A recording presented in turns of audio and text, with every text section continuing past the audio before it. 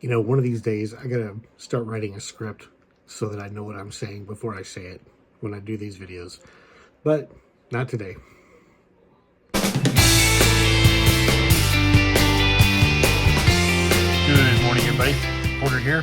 And today we are going to take a look at the Synqlux Vital Health Ring Pro. Now, you can pick this up online.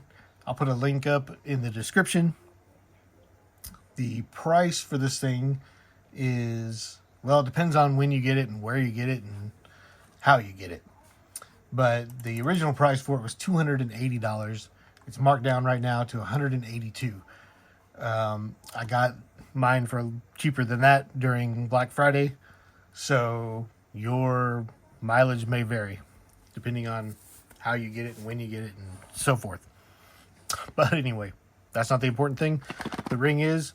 Let's take a look and see what's inside the box here. Got your instruction manual. Nice big long thing. Yep. That hopefully we won't need. Boop. We got a charging box, which is awesome. Ultrahuman, Aura. Who else? Helio, Amazfit Helio ring. They all have these lousy peg type chargers. All right, the box is the way to go. So inside the box, there's our ring. I got the black one, size 11.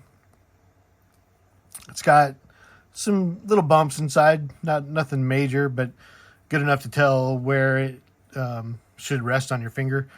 There's also a little, I don't know if you can see, see that little line right there? That goes on the top. So you can tell if your ring is on right by looking at the top. Some rings have a little indent on the bottom, like this one has one on the bottom that you can tell. Some rings don't have anything. So you have to kind of take it off and either feel the bumps or look and make sure they're on the right way. I much prefer something that tells me which way. So the Synqlux tells you which way the ring is, and that is great. There's our little charging cable. And that's all that's in the box. That's all you really need. The ring, charging cable, and a charger. So, let's take a look at the app. Okay, so here is the app. And I hate to do it this way, but I have tried to do it 4 times a different way. And all 4 times it has failed.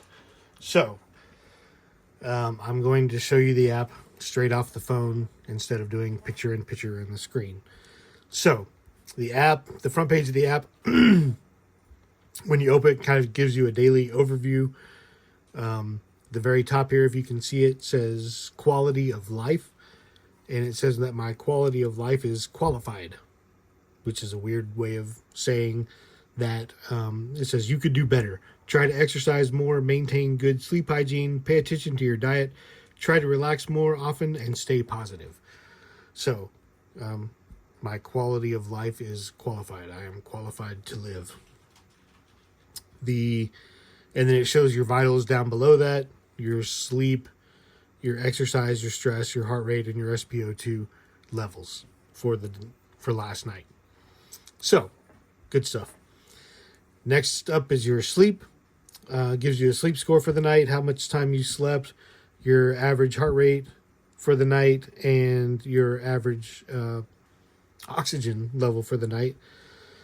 And if you click into it, it'll give you a deep dive into your sleep stages, your sleep overview, your sleep quality, and it gives you some more information about that. It gives you a lot of information that if you really want to dig into, you can find out a lot about how you did. So, go back. Your activity, that's your activity for today. It shows that I have moderate exercise. Then my activity level for today is 72.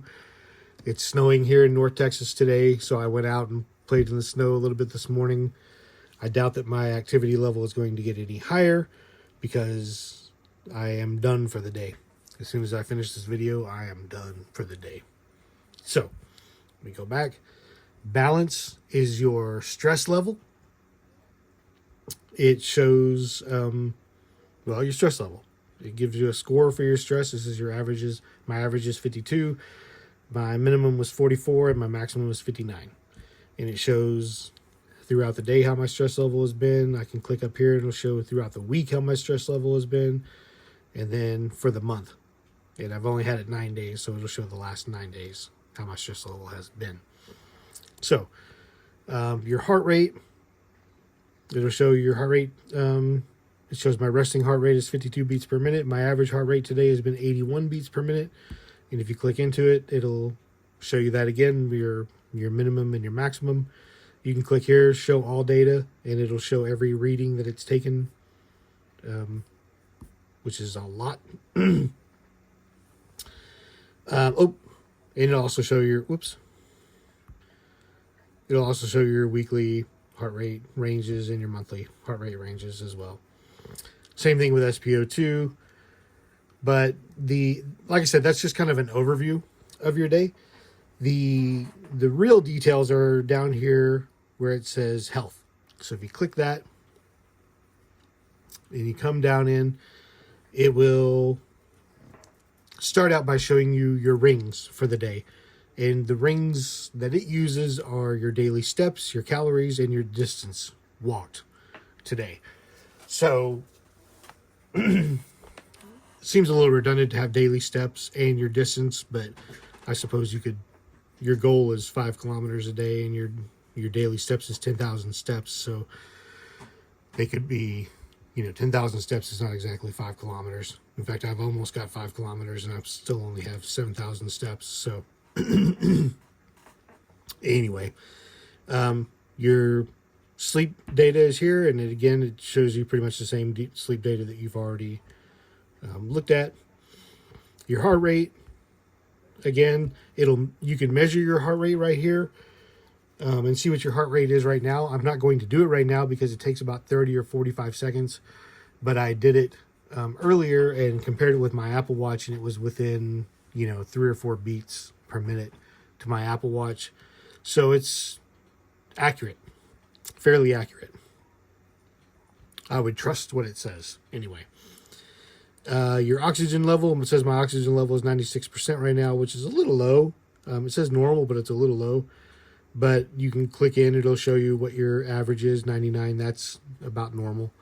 Maximum is 100, of course, and my minimum was 96. So I'm at my minimum right now. HRV is 33. Now this is interesting because this shows you your HRV right now, which is one of the few wearable devices that I have that actually shows your HRV right now, instead of, an average from last night or something. So it says my average for today has been 36, my minimum was 18, and my maximum was 54. So, and then also you can show your weekly and monthly view. Your stress level for the day, again, same kind of thing. Blood glucose. Now, this is an interesting one, and I wish that I had remembered, but I didn't. The best time to test your blood glucose is in the morning when you have fasted all night and before you eat anything. And I just keep forgetting to do that.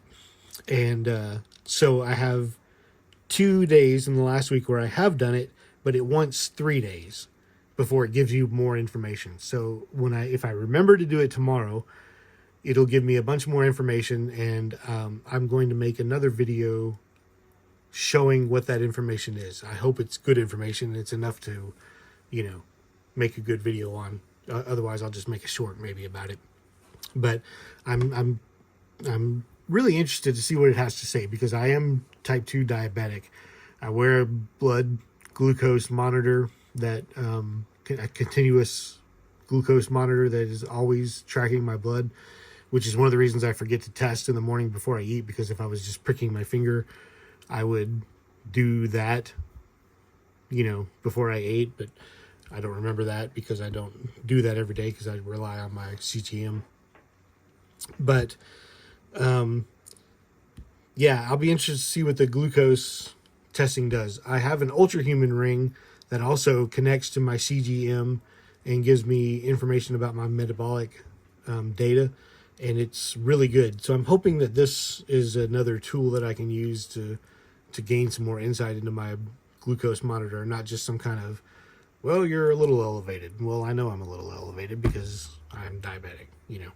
So we shall see. Your temperature variations through the day and through the night, and again, daily, monthly, weekly, minimum, maximum, or above baseline and below baseline. Women's health, which does not apply to me at all. So I have nothing to say about that. And then VO2 max. Now, the VO2 max, I'm also going to do a short video about this when I get a chance to use it. It takes 10 minutes to measure. And I thought, well, I'll do that today before I make this video. But it takes 10 minutes. And when you go to measure it, first of all, it'll, check your heart rate. But then what it wants you to do is to walk or run more than 4 kilometers an hour for 10 minutes straight, which for me is a little bit of a challenge, to be honest with you. I don't know how fast 4 kilometers an hour is, but it sounds fast. I don't know how many miles per hour that is, but maybe it's not so fast after all. We'll see. But next time I go out for a run / walk, I will test it against my heart, my chest strap, and we'll see how good it is, and I'll put out a short on that. So subscribe to the channel. Stay tuned for that if you're interested in what the VO2 max info on this ring can do.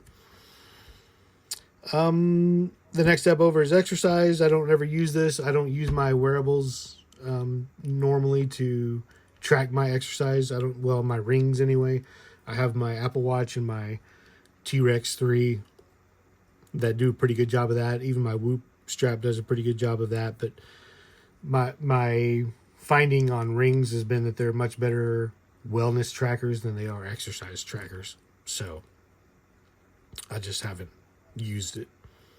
Plus it drains the battery. And then there's the Me tab, which shows you how much battery you have left, whether or not you're connected, the name of your ring, and different settings and FAQs and blah blah blah. But there's this cool thing, this AI Insights, which I feel like should have its own little tab at the bottom. But you can click on that, and an AI thing will come up, and it shows you. At first, it seems like, well, this is very basic information. What's the point of this? But if you click on the little arrow down here, it will show you more, detailed data. At the top, it shows your health, your sleep, your vitality, and your balance. And it shows you how well you're doing in each of those things. And then it goes through each of those areas in a lot of detail, with a lot of numbers and a lot of graphs, and for you to take a look at and see how you're doing in those areas. And like I say, I think this should be a whole tab on its own, but it is here. So don't miss out on that. If you get this ring and decide that you want to use it, don't miss out on this. There's important information in here. So that is the ring. That is the app, And next, we are going to take a look at how this ring compares to my other wearables and see how it stacks up. Okay, I'm going to try something a little different and see if it works. Go ahead and pull up my wearable scores Excel sheet. I've got the Synqlux ring highlighted in yellow here so that we can easily tell it from the others. But I've got the Ultrahuman, the Rinconn, Whoop, and my T-Rex 3 that I'm comparing it to. I also had the Helio ring, but I don't track the Helio ring separate than the watch anymore. I did for a little while to see how they compared to each other, which was interesting to see, but that's not what this video is about. So The Synqlux ring is the orange. Is it this one? It won't show up. Synqlux. No, it's the purple. So it's the purple graph down here. And you can see how it compares to all the other rings there. The numbers might be easier to look at than the graph, but it's pretty kind of on its own here in the sleep score range. The Ultrahuman is in the 70s, 80s, 90s. The Whoop does its own thing. It usually gives me 100 if I sleep. I think it just is totally determined on how long I sleep. So if I get enough sleep, it gives me 100. If I don't, it gives me something different. The T-Rex is in the 70s and 80s, and the Synqlux is in the 60s and 70s. So they are giving me a lower sleep score than most people, but that's okay. Sleep score is a pretty subjective stat anyway. Now, if you're into recovery, the Synqlux doesn't give you a recovery score at all. So, there you go. Now, let's bring it over. Oops, too far. Okay, not far enough. Where am I? Don't try this at home, kids. I'm an expert. Okay, so resting heart rate. All the rings that I've tried, and the Whoop Band, and my T-Rex watch, and my Apple Watch for that matter, are very good at tracking resting heart rate. You can see from the graph here that they are all almost just neck and neck, all the same as far as the numbers on my resting heart rate. And you can see up here in the numbers that they're all very close. So the Synqlux is right in line with them. I would trust the numbers that it gives me on what my resting heart rate is. So, and HRV, that's a weird number. There's a couple of ways that you can track HRV, and it takes HRV, HRV is taken into account when it comes to recovery scores and things like that, but the Synqlux doesn't do recovery scores, so do with that what you will. But my Ultrahuman ring, you can see here when you compare it to the Synqlux ring, they're not really the same. The Rinconn is also, it kind of is in line a little bit, but then it jumps here, jumps here, jumps here. The T-Rex and the Synqlux are pretty close most of the time. The Rinconn and the T-Rex come the closest to the Synqlux. The Whoop, again, kind of just does its own thing. It's down here. According to the Whoop, I have terrible HRV. So, I don't pay attention to my Whoop when it comes to that, because fine, But they track HRV using a different metric, and that's why theirs is different. So, what you want to look at is not how it compares to other rings and stuff anyway. What you want to look at is your trends over time. So you can see here with the Synqlux, I started high, I dropped way down, I came back up, and I've been kind of the same. I dropped down a little bit, and now I'm back up again. And you can kind of see with most of my wearables, this last couple of days, I've been back up. This one's back up. The Rinconn says I'm a little bit down, but everybody else says I'm a little bit up. So, trends over time, over numbers is what you want to look at. Trends over time when it comes to things like HRV. So, there's that. Let us move to the next thing, whatever that's going to be. I haven't decided yet. I'll be as interested as you to see what's next. So, overall impressions. I am pretty impressed with this ring. I didn't know that I was going to be. I thought that this was going to be kind of a throwaway ring that, that's a little too harsh. But I didn't think it was going to be that great, really, as good as it is. The battery life is fantastic. It lasts about 6 days, which is kind of the longest I have of any of my rings, except maybe the Rinconn. So that's good.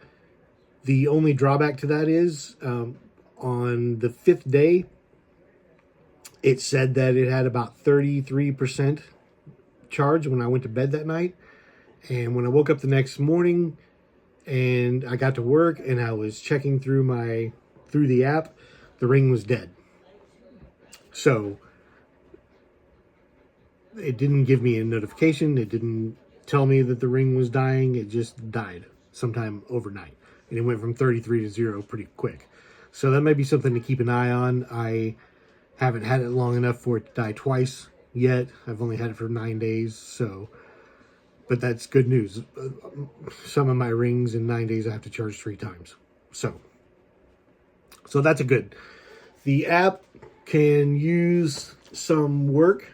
It, like I said, sometimes it's buggy and doesn't show up my numbers all at the same time. But I'll be honest, I need to take a deeper dive into the app.